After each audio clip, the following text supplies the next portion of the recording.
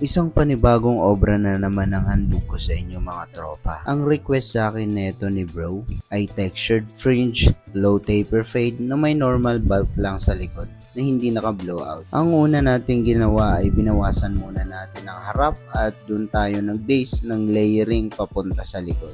At after natin makuha yung guideline galing sa harap ay sinundan na natin to papunta sa likod. Itong gantong klaseng procedure ay medyo fast forward compare sa may sectioning.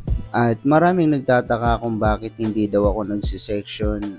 Isa lang yung sagot ko dyan. Dito ako sa gantong klaseng procedure mas komportable. Doon ako nasanay at yun ang sarili kong barbering tactic or strategy. So kung kayo ay may sarili ding tactic or strategy, i-improve nyo sa sarili nyong pamamaraan. Huwag nyong 100% gagayahin ang mga napapanood nyo dahil may kanya-kanya tayong skill at talento.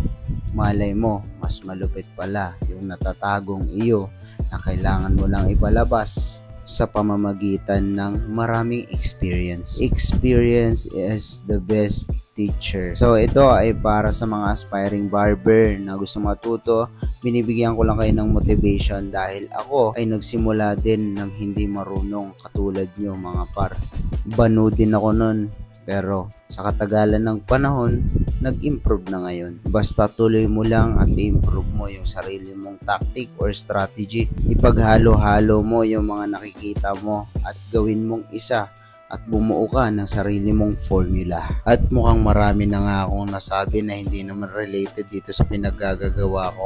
Tayo ay tapos na pala at ito ang mukha niya kanina. At heto siya ngayon.